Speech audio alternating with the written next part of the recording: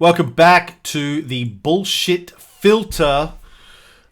For new listeners, new viewers, this is a show where we talk about what's in the news, and then we try and break it down. We sniff it. We sniff out the bullshit. We try and find out. It's our favorite part. What are they not telling us? Right. Or how are they spinning what they are telling us? Yes. My name is Cameron Riley. With me, as always, is my fake Indian midget friend, Ray Tonto Harris. That's quite a title I got there. How are you, anyway, Ray? Hello, everyone. I am fucking great. Doing great. Got my mug. Everybody talk, email me and I'll get you on. I'll hook you up. But anyway, doing great here. The weather finally decided to join spring along with the rest of us. So all good here. Very good. COVID's going well over there. 60,000 cases a day. I mean, compared to India, right. You're doing a great job. Yeah. I mean, America, India is the new America. So we're great. 300,000 new cases a day in India.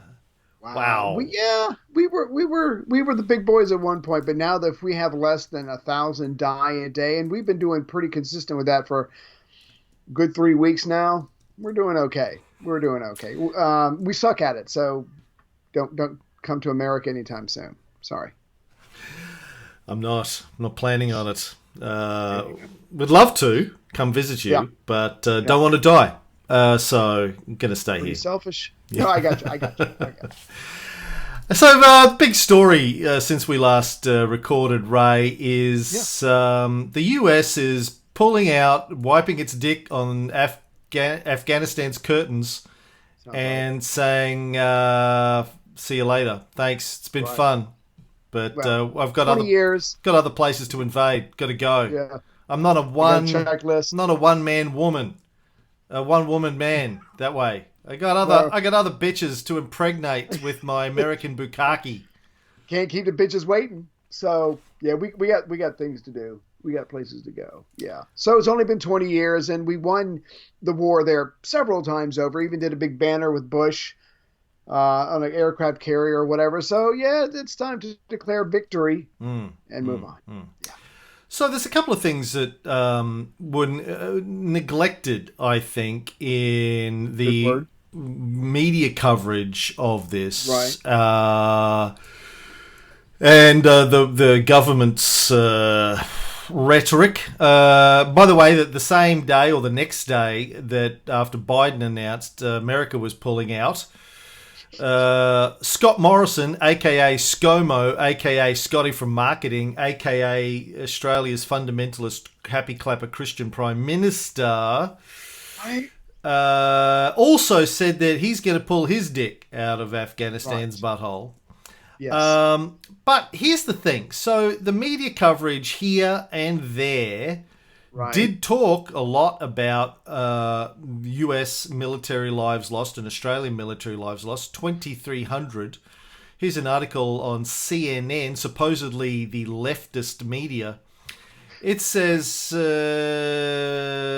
those 2 decades have seen more than 2,300 US military lives lost, tens of thousands of US wounded, countless Afghan casualties, and more than $2 trillion in taxpayer money spent.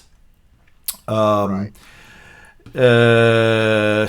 Australian Broadcasting Corporation, the ABC, says that more than 39,000 Australians were deployed and 41 of them killed during the decades-long conflict.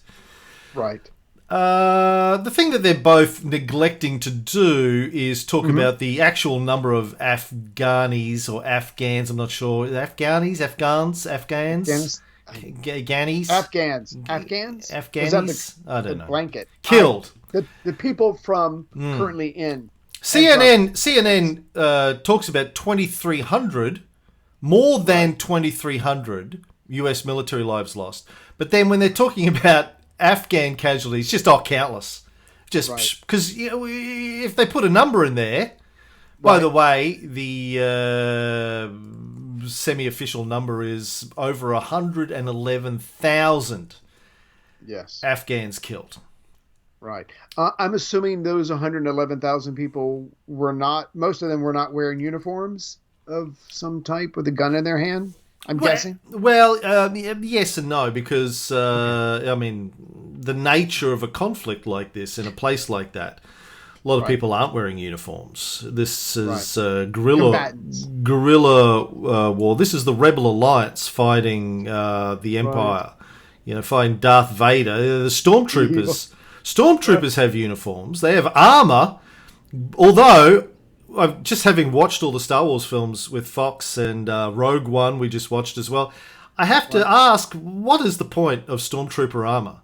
It doesn't defend them from anything. They get, they get hit with a laser, boom, dead. Right. Lightsaber, boom, dead. Yeah. Bomb, boom, dead. What is the point of stormtrooper armor, apart from making them really bad shots? I mean, and maybe the reason stormtroopers can't hit anything. Can't see anything. Can't see. If I can see, and the armor's too clumsy. If they got rid of the armor, maybe they'd actually be able to. There's like one rebel person, 40 stormtroopers, boom, boom, boom, boom, miss. Fucking knock them all out. Useless. Yeah. Absolutely the worst. Anyway, well, you got to wonder at some point. Right. Did Palpatine and Darth Vader go? Would sit there and go, Really? Can we not come up with? Oh, look, I know the battle droids were useless, funny but useless. But maths, right? Yeah. But you just had a whole bunch of them. But the stormtroopers, really, was that an improvement? Yeah. We're the Empire. Yeah. Can't the Empire come up with something better than this? Like, we're the fucking Empire. We have unlimited money and power at our disposal. Right. We've got two Dark Lords of the Sith running things. Right. We can't come up with something better than stormtroopers. They're just not. They're not really holding up their end of the bargain. What are we paying these people? Well, anyway. First of all, I want everybody to know that we are not anti-clonists. We're not saying that they're bad shots because they're clones. Stormtroopers aren't clones. Right. Oh, no, this is before. Yeah, sorry, going back. Okay, let me try another track. The clones were the clones. The clones were the clones, and the other people were not the clones. There was a black stormtrooper.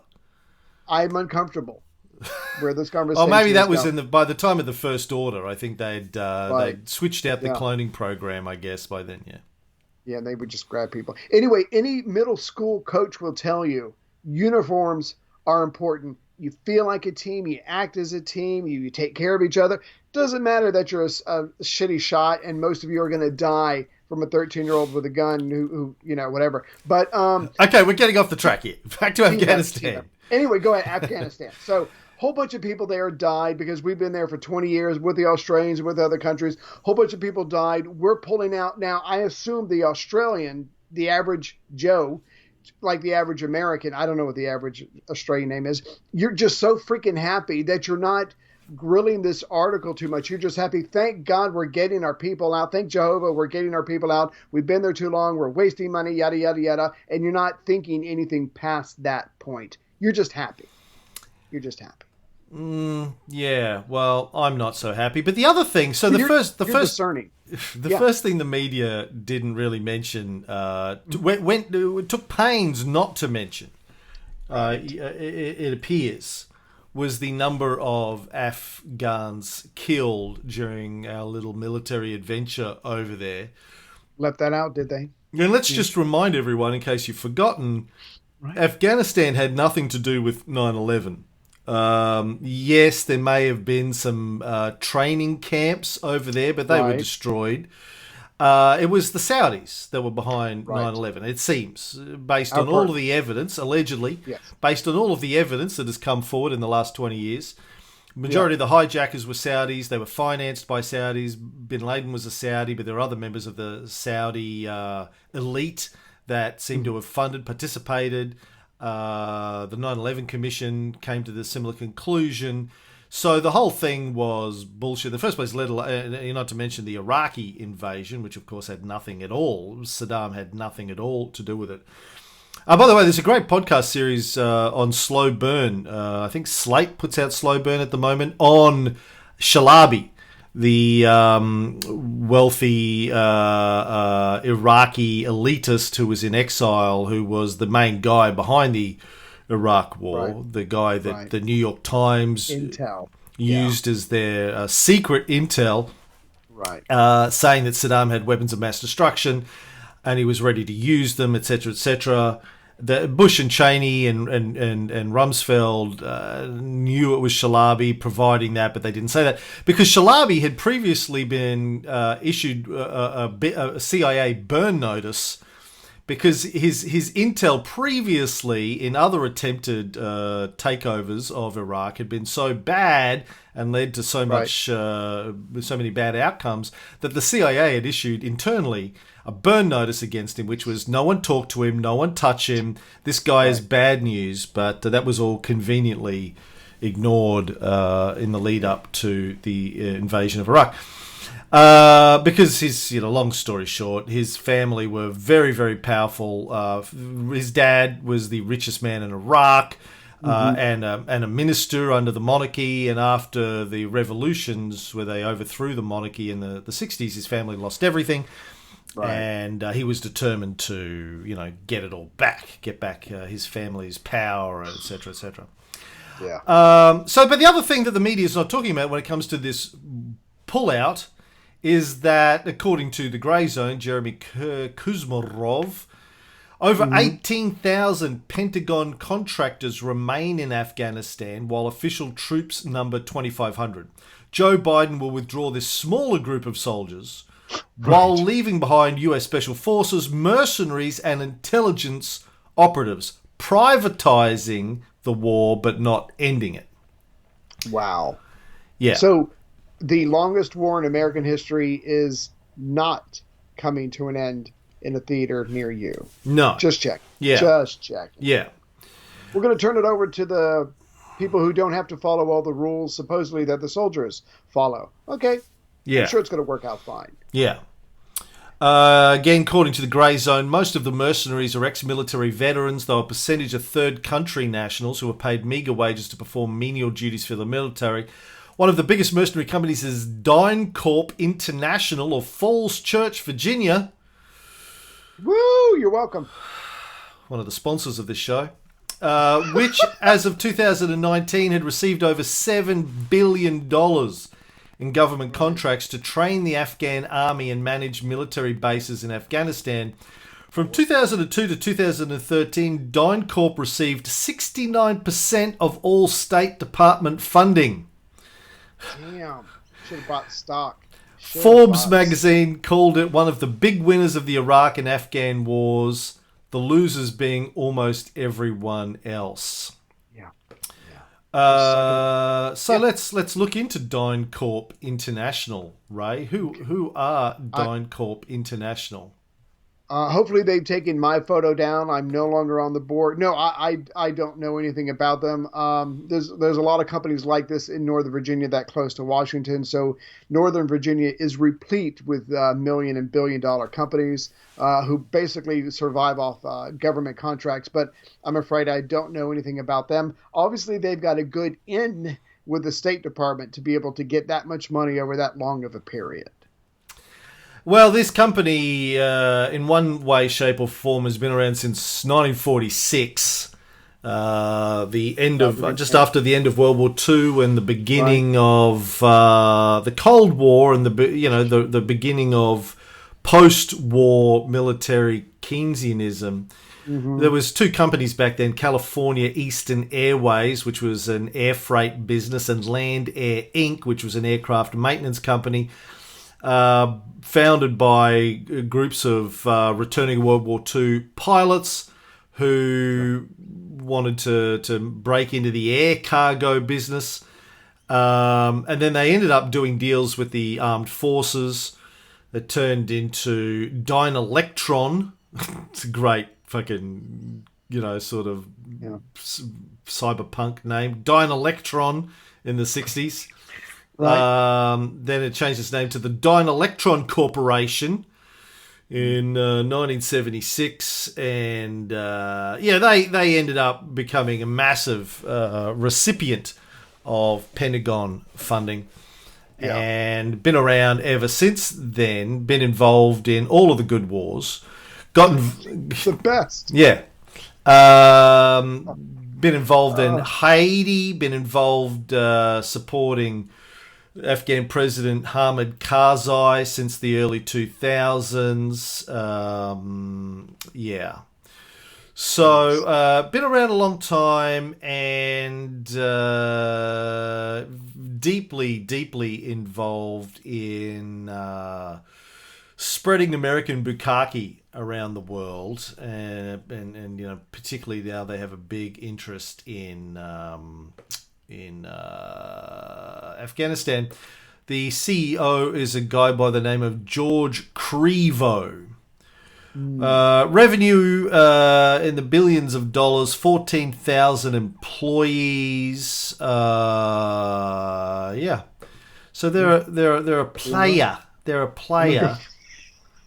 I'm gonna go buy some stock. This tomorrow. It's not the military military company that your sister-in-law runs, though. No. Oh, I think you'll find this is interesting. Just real quick, we were there a couple of weeks ago, and we were talking about taking a trip whenever Americans are allowed to travel, and we were saying, "Oh, I want to go to Asia. I've always wanted to go to Asia." She goes, "Yeah, I'm not allowed to go to China. It's not a good look because China is the quote unquote unofficial enemy, about to be official enemy in some capacity of the United States." So she can go to Moscow. She can, but she can't go anywhere in China, Hong Kong, anything like that. So that just shows you how what the current attitude about China is, even for these companies that work for the government or get contracts from the government. Don't do yourself a disservice by even appearing, whatever. Don't even visit to China. I just thought that was really interesting. So whatever the attitude that America has or the threat that we perceive by China, it's just going across a lot of boards, and everybody who's involved in the government just is encouraged not to go there. But I just found that interesting. I just wanted to share that. Yeah. Yeah. Gearing up for the big war with China again. Yes. But I don't think George Crevo is the CEO. I think he left a couple of months ago. He was the CEO. He was an ex-military guy. He's now the CEO of Ares Prime, which is aerospace and defense special purpose acquisition company. Anyway, bottom line is the media. What the media is not telling you is the number of Afghans who died during this, whatever. It wasn't really, can't really call it a war or a occupation. Yeah, that's it, occupation. Yeah. And the fact that the US is not really pulling out. They're pulling out the official, government paid troops, but not the troops the government pays for via third parties. It's been privatized, so we can say, "Yay, we're pulling out." But finally, where is the leftist media, so-called leftist media, pointing out the fact that apart from people like the Grey Zone pointing out that actually, we're not really pulling out, we're just privatizing. Yeah.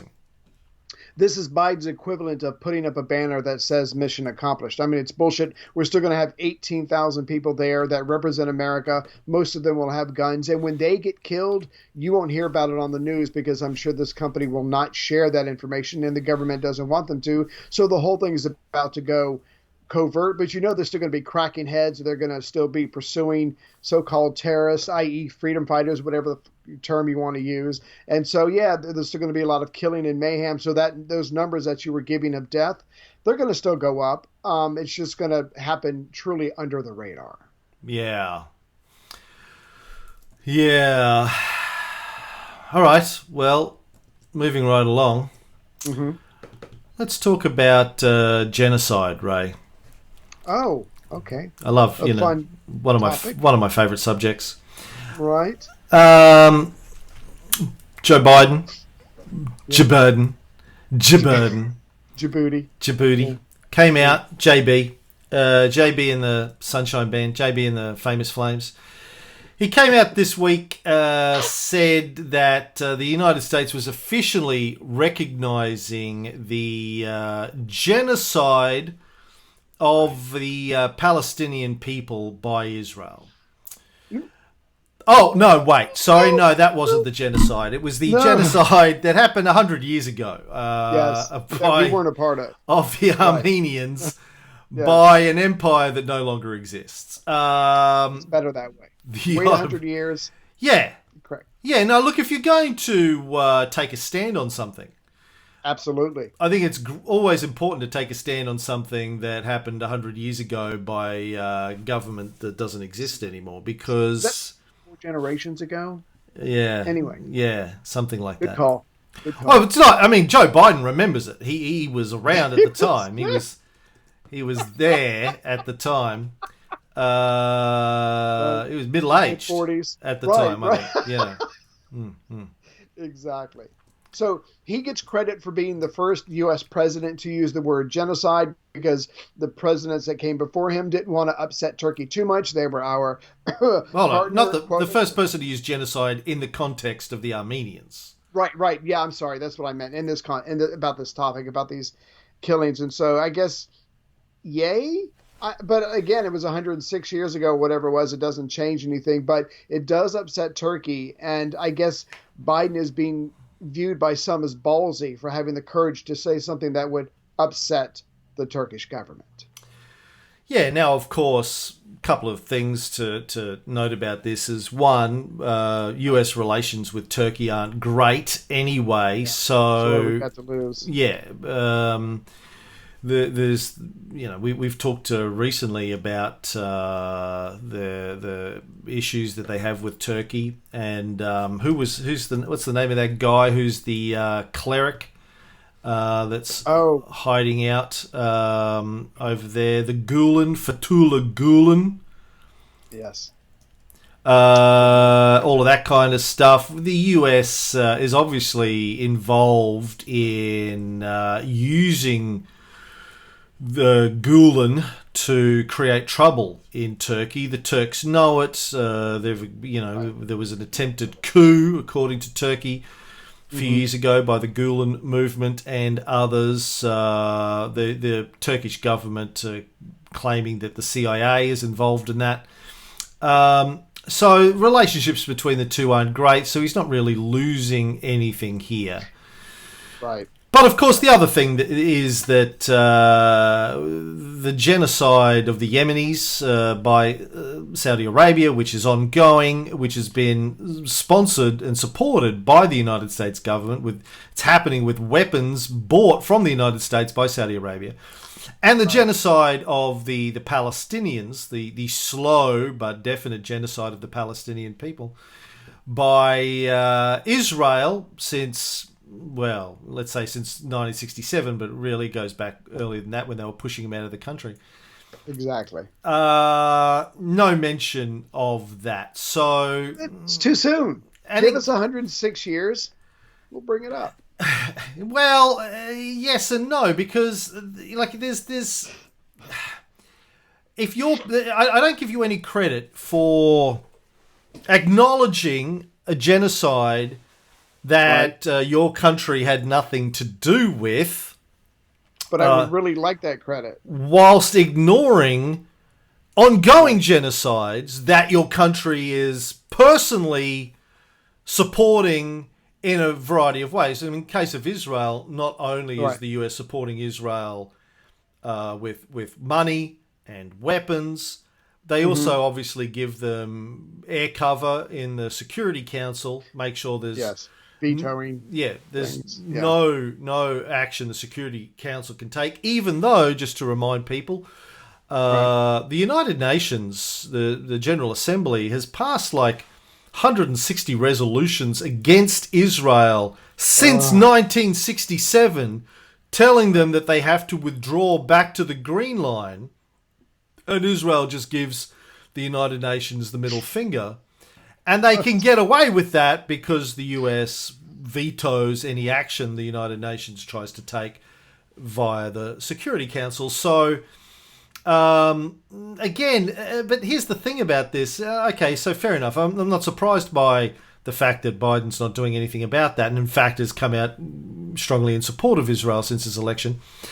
But the fact that the media... and again, the so-called leftist media over there isn't pointing out the hypocrisy of this. Right. When it's your guy in the White House, you ignore some things. And when it's the other guy in the White House, you find everything you possibly can. That's just the way it is. But you're right. So it's just another example of not being able to trust them because they're not doing their job of being completely honest with what Biden is or is not doing about many different subjects. He's our guy. We're gonna ease up because that's the way the game is played. By the way, he's not the first person to use the word genocide in relation to Armenia. Oh, really? Ronald Reagan used the words Armenian genocide back in 1981 during a Holocaust Remembrance Day event, but he didn't make it official US policy. Ah, God. Was that a cocktail party or well, religious school? Or yeah, what they leave out is he actually said, I'm a big fan of Armenian genocide, love it, fantastic. He's turning into Trump there a little bit. Well, Nancy and I love Armenian genocide. And drugs. Right. You roll it like this. What did his son say? He's like, he and Nancy would walk around naked, just with a bong around the house. Oh my God. He was joking. He was on Conan. He was on Conan's show, but he was like, "Yeah, big druggies. My parents walking around naked, passing a blunt." We're like rubbing the Bible against their bodies. Anyway, yeah. Nancy Pelosi, House Speaker, said the truth of these heinous crimes has too often been denied. Its monstrosity minimised. Of course, she's also a massive supporter of Israel. Representative Adam Schiff, another Californian Democrat, said for Armenian Americans and everyone who believes in human rights and the truth, today marks an historic milestone. Again, no mention of Israel or Palestine. Big supporter of Israel or Palestine. Right. So, look, it's just the hypocrisy here I find astounding, astonishing. Yeah. And the fact that you're not seeing the leftists. Everyone's praising Biden for this, but no one is pointing out the hypocrisy here. Yeah. As our official American representative of the American government, Ray, how do you justify this? Oh, by the way, I see your bird box is back in the background there. What happened? Yeah. Oh, I guess a bird moved it. I honestly don't know. Your glory hole. Yeah. And you see how wide it is. Yeah. You're welcome. No, okay. So COVID, any day now, civil war. The Armenian thing happened somewhere else a long time ago, and you want the American people to give a fuck? It's beyond our capability. Sorry. With all due respect to all the other Americans, I mean, yeah, give it the name genocide, absolutely. But do you really expect us to be impressed or whatever? It's just not who we are. It's not on TikTok, so it's not on who we are. But we just don't care. We just don't care. Yeah. Well, speaking of Israel, yeah, more rockets being fired over the Gaza Strip barricade. I was going to say border, but it's not really a border. Palestinians allegedly shooting rockets into Israel. Israel firing back into Palestine.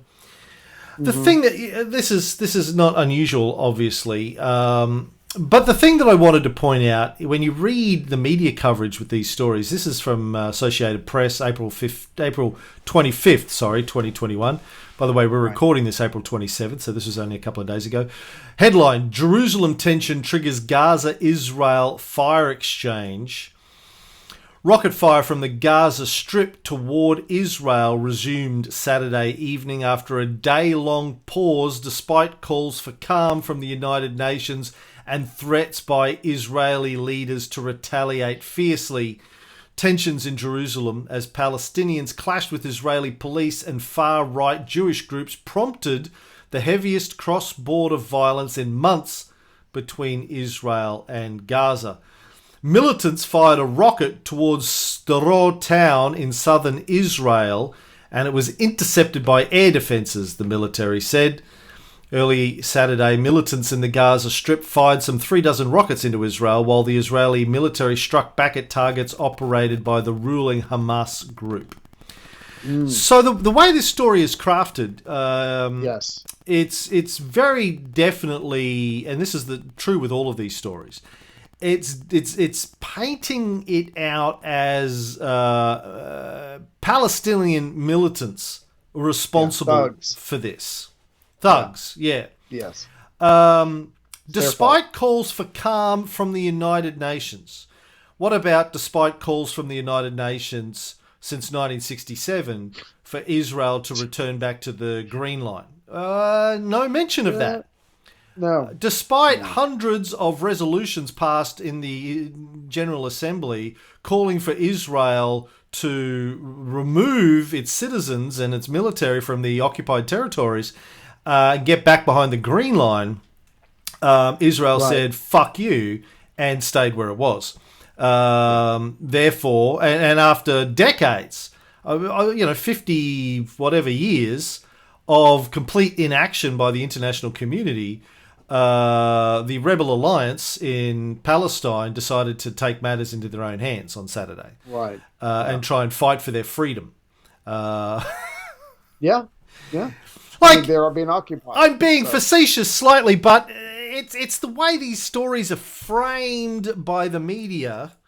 And this is AP. And AP is supposedly one of the most balanced news sources in the US. When you look at the left-right bias charts in US media, AP is kind of in the middle, which is why it's the news source I tend to read when I'm looking for basic US coverage. But even it is providing a very pro-Israel, anti-Palestinian view of these sorts of stories. There's no historical perspective here. There's no balance, really. I mean, it is really they're militants that are firing rockets into... Israel's done nothing. They're just sitting there. Having a cup of tea. Exactly. Have done nothing. All of a sudden, rockets are being shot in them, you know? Yeah. If I could, real quick, the Senate, because you're right. I mean, the way this is presented to the reader, obviously there's a good guy and there's a bad guy, there's a victim and there's a bully. It's insane. The sentence that got me was Israel and Hamas, an Islamic group sworn to Israel's destruction. They just put that in the sentence just to remind everybody who's the one who's obsessed with, with destroying the other one, are bitter enemies that have fought 3 wars and numerous skirmishes since Hamas seized control of Gaza in 2007. So again, it already makes it sound like the people of Hamas are insane, they're extremists, and they're dedicated. They've dedicated their lives to destroying Israel, and they're the ones who are causing trouble by seizing control of Gaza. When you and I know, because we've done this on the Cold War, I believe, when the Jewish population just started coming in, taking over land, pushing these people out, refusing to hire them for any jobs, so they couldn't sustain themselves. They had to get that out of there, and that's been going on ever since then. So, I mean, it's totally skewed in this direction. The Israelis, who are the superpower, who have the nuclear weapons, who have the backing and the full faith of the United States, they are the almost helpless victims to these other deranged people.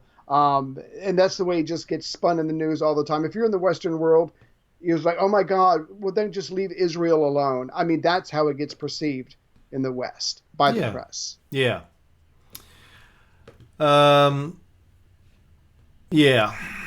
So I mean, this is we're kind of almost used to. I mean, we're used to this because this is the way it's been painted for decades. But yeah. I mean, the bottom line, we on our Cold War series we did, I don't know, whatever it was, 20 episodes talking about the creation of Israel. We know the background. This isn't like centuries ago. This isn't like the US destruction of the Native American population or the British coming here and destroying our indigenous population. This is more recent than the Armenian genocide. Yes. Which Joe Biden feels it's appropriate to take a position on. This goes back to the late 40s, I guess, in a large scale, but obviously goes back to the early 20th century when the Jews, mostly from Russia, started trickling into Palestine, as it was then. Right. Can I just real quick? every time there's an attack like this, I'm assuming it benefits Netanyahu, I guess, who is a hard ass, who is I'm not sure what the appropriate phrase is, but he has no trouble mixing it up with the people who launch rockets, and he tells his generals, be ready for anything. If you have to go over there and bust heads, you got my blessing. Just go. So, I mean, at the very least, this is someone who benefits from these attacks, and so why should he try to push too hard for peace when if his people that he represents are afraid? There's a good chance they're going to keep voting for him because he's the only one who can save them or protect them. Yeah. Yeah, I mean, that's it probably plays into the far right. Ergun's plays to their favour, these sorts of things. But still, I mean, what are the Palestinians supposed to do? This is the question I always ask people when I get into this conversation. So put yourself in the shoes of the Palestinians for a second. Like, their country was overrun. They were controlled by the Ottomans, for centuries, Turks. Then the British come in, combination of the French and the British come in, mostly the British, in after World War One. And basically, during this period, even before that, the Jews start coming in, who deliberately, according to the letters of the earliest settlers and the strategists, came in with a deliberate plan to run the Palestinians out of their own country using force, if necessary. That's stated in the personal correspondence of these Jewish settlers in the early part of the 20th century, right through into the 40s and the 50s. Right. Then the international community does nothing about it. Basically, lets the Jews just come in. Then wars break out when the Palestinians are trying to protect themselves, keep their country. They lose. They lose time and time again when the wars break out because the Jews are better organised, better funded, have been planning for it a lot longer. And particularly after World War II, they have far more support from the international community for a variety of reasons, partly guilt that they didn't do enough to protect them and allow the genocide to happen, partly because they see it as their strategic interest, as we've covered in the Cold War show, and this goes back even before World War II, actually, in terms of the British. They saw it as strategically beneficial for them to have a group of people in the Middle East that owed them a favour. Right. That they people could, like us, I can relate. Well, yes, but and also, I mean, there was the whole Christian Zionist thing, which I still don't quite understand. Right.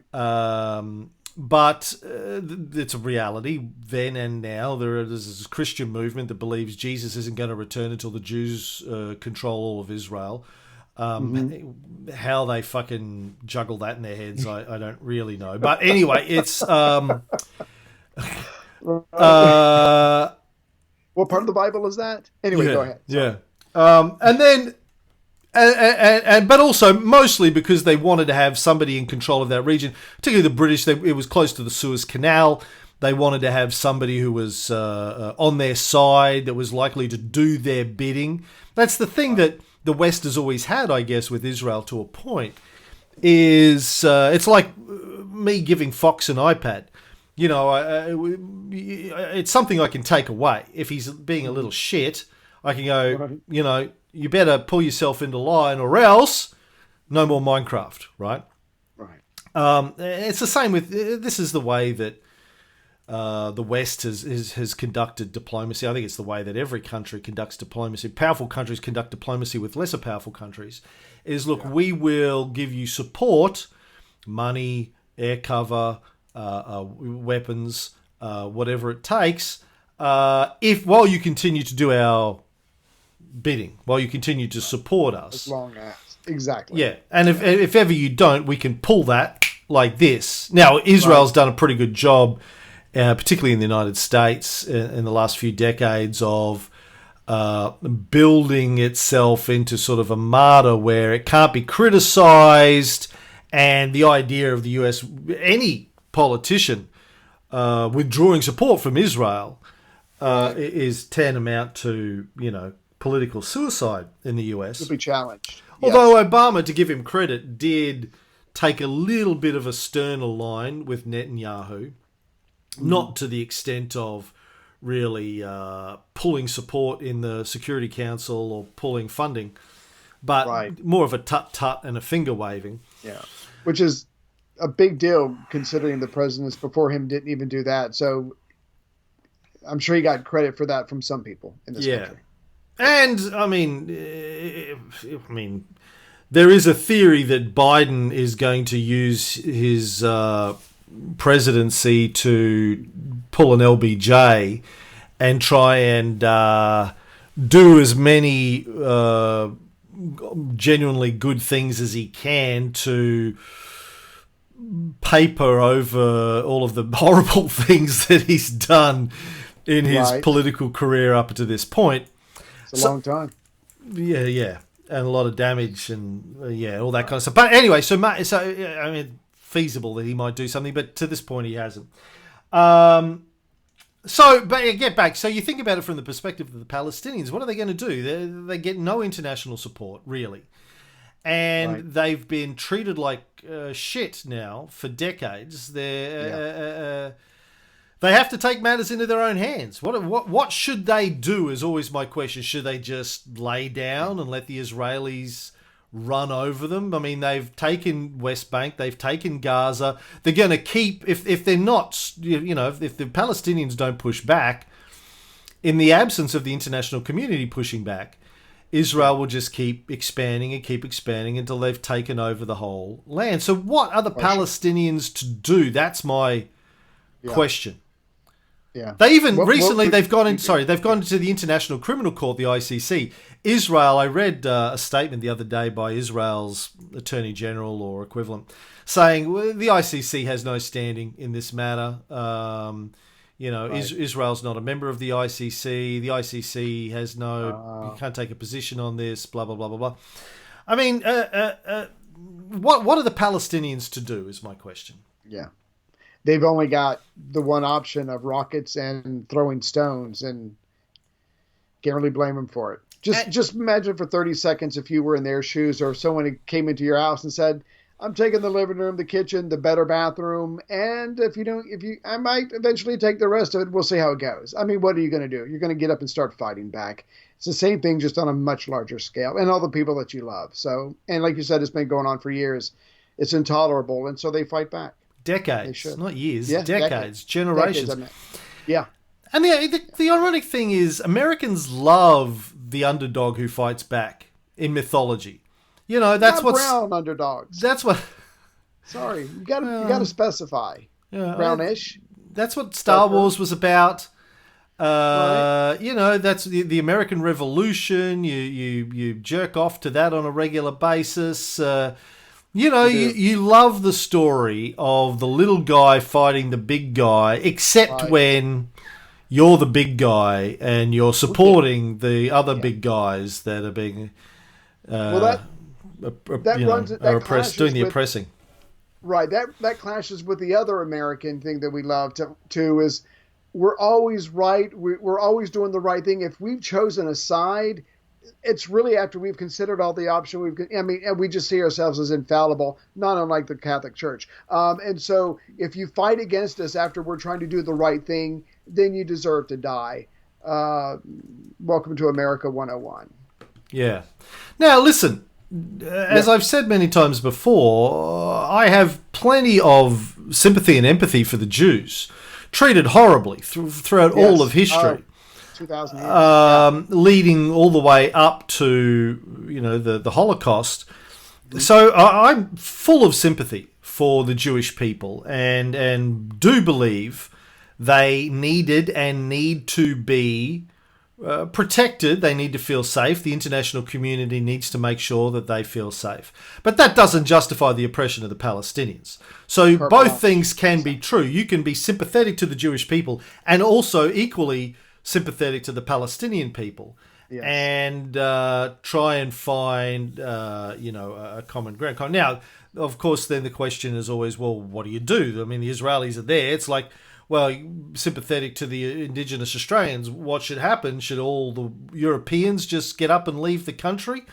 Possibly. Maybe that's a conversation that needs to be had. I would be supportive of that conversation. Or, we find some sort of a solution that protects the indigenous population and allows the Europeans to stay here. But, these are conversations, yes, they're tricky, yes, they're difficult, but they need to be had. And they're just not being had on a serious level. I mean, talks about, two-state solutions and an Israeli-Palestinian peace have been going on the fringes, but it's really just political theatre, I think. Oh, no, look, we're talking about it. We're doing something about it. What else? What else can we do? Well, you could stop funding Israel. That's what you could do. There's an idea. You could stop giving them blanket veto support in the Security Council. That's what you could do. Right. But anyway, but we're not. That's not going to happen. No. One last story, and I don't really know how to talk about this because there's not a lot of information, but I'm going to cover it just because it's something that I want to keep my eye on. This is the Pentagon mystery story. Again, this is in the AP just yesterday. The big Pentagon internet mystery now partially solved. A very strange thing happened on the internet the day President Joe Biden was sworn in. A shadowy company residing at a shared workspace above a Florida bank announced to the world's computer networks that it was now managing a colossal, previously idle chunk of the internet owned by the US Department of Defense. That real estate has since more than quadrupled to 175 million addresses, about 1/25th the size of the current internet. Damn. It's massive. Right. This is the biggest thing in the history of the internet, says Doug Midori, Director of Internet Analysis at Kentic, a network operating company. It's also more than twice the size of the internet space actually used by the Pentagon. Okay. Now, the Pentagon's apparently not talking much about why they're doing it and why they've given it to this company. Pentagon said they hope to assess, evaluate, and prevent unauthorized use of DoD IP address space. And hopes to identify potential vulnerabilities as part of efforts to defend against cyber intrusions by global adversaries who are consistently infiltrating US networks, sometimes operating from unused internet address blocks. So, look, I'm not sure how this works, but basically trying to piece it together.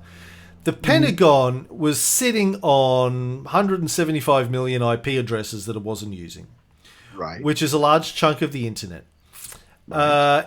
It's making those available, but how it's going to use that to assess, evaluate, and prevent unauthorized use of DoD IP address space, I really can't. That doesn't make any sense to me. How they're going to piece that together. So this whole thing is very suspicious. According to this AP article, some cybersecurity experts have speculated that the Pentagon may be using the newly advertised space to create honeypots, machines set up with vulnerabilities to draw in hackers. Right. Is that entrapment? Anyway. Yeah. I don't know how that plays with entrapment, but... All right. But that's the first part of this issue is what the hell are they up to here? Right. Why were they sitting on all of these IP addresses in the first place? Like, the world's been running out of IP addresses. That's why we had to come up with IP6. But they're sitting on a huge chunk of them, doing nothing with it. But the company that has taken over management of these IP addresses apparently pretty much doesn't exist. According to AP, the company did not return phone calls or emails from the Associated Press. It has no web presence, although it has the domain grscorp.com. Its name doesn't appear on the directory of its Plantation, Florida domicile, and a receptionist drew a blank when an AP reporter asked for a company representative at the office earlier this month. She found its name on a tenant list and suggested trying email. Records show the company has not obtained a business license in Plantation. Incorporated in Delaware, home of Joe Biden's Joey's political power base, hometown. Yeah. And registered by a Beverly Hills lawyer, Global Resource Systems LLC now manages more internet space than China Telecom, AT&T, or Comcast. I'm sure it's all innocent, and it's going to protect America, whatever it is. The only name associated with it on the Florida Business Registry coincides with that of a man listed as recently as 2018 in Nevada corporate records as a managing member of a cybersecurity internet surveillance equipment company called Packet Forensics. The company had nearly $40 million in publicly disclosed federal contracts over the past decade with the FBI and the Pentagon's Defense Advanced Research Projects Agency, DARPA, among its customers. That man, Raymond Solino, good name, is also listed as a principal in a company called Tidewater Alaskan Associates, which is based in Virginia Beach, Virginia. Yep. Its address is a UPS store. The same address in corporate records as Packet Forensics. Solino did not return phone calls seeking comment, and a longtime colleague at Packet Forensics, Rodney Joffe, said he believed Solino was retired. Joffe, a cybersecurity luminary, declined further comment. Joffe is a chief technical officer at Newstar Inc., which provides internet intelligence and services for major industries, including telecommunications and defense. In 2011, Packet Forensics and Solino, its spokesman, were featured in a Wired story because the company was selling an appliance to government agencies and law enforcement that let them spy on people's web browsing using forged security certificates. That's not illegal, right? The president does it. It called them lawful intercept equipment. Called it lawful interceptor, so it must be. If they called it lawful... well, there you go. Yeah. Case closed. Now, it gets further here. Deepening the mystery is Global Resource Systems' name. It is identical to that of a firm that independent internet fraud researcher Ron Julie-Met says was sending out spam email using the very same internet routing identifier. It shut down more than a decade ago. All that differs is the type of company. This one's a limited liability corporation. The other was a corporation. Both use the same street address in Plantation, a suburb of Fort Lauderdale. It's deeply suspicious, says Jules Met, who unsuccessfully sued the previous incarnation of Global Resource Systems in 2006 for unfair business practices. Jules Met considers such masquerading, known as slipstreaming, a ham-handed tactic in this situation. If they wanted to be more serious about hiding this, they could have not used Ray Solino in this suspicious name. So... Something really weird is going on here, Ray. So there's a company that kind of exists, kind of doesn't, kind of connected to someone who ran a scam years ago that now has a huge chunk, relatively speaking, of the Pentagon's internet. We don't know what they're going to do with it. Supposedly the Pentagon is going to let this company use it to trap hackers or whatever. None of this adds up. None of this makes sense. There's something going on more obviously than what they're letting us know. And you're right, this is something that should be followed for a while. I know that during the height of the COVID last year, the Trump administration gave $1.3 billion to a company to build syringes. They're just about to start making syringes. First, they had to build the building. This to me sounds like one of these things. I wonder if the Pentagon was ripped off and they just don't know it yet, or they're finding out with everyone else, or there truly is something more going on and they just did a really bad job of covering their tracks. Who in the hell knows?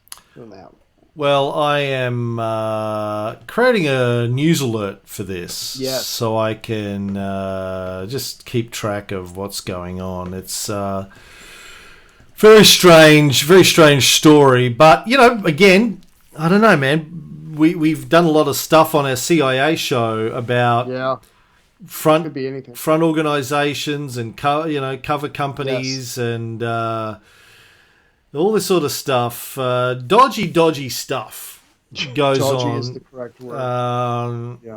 What they're using this for, who they're trying to trap, what they're trying to find out. Yeah. Who knows? So we'll keep an eye on that and report back if I learn anything more. Well, that's the bullshit filter for this week. Boys and girls, stay skeptical. But, as I always say, base your skepticism on facts and logic. Remember, heuristics and epistemology are key to being a good skeptic, not just jumping on board every fucking conspiracy theory idea that you like. Sounds cool. Be smart about your skepticism. Don't be a skeptical cunt. DBASC. D-back. Yeah. And D-back. D-back. Yeah. Just be good. Be good to each other. Be good to each other. Yeah. Like I'm good to you, Ray. All the time. Cheryl, did you hear that, Cheryl, when I said all the time? Was it still on? Oh, shit.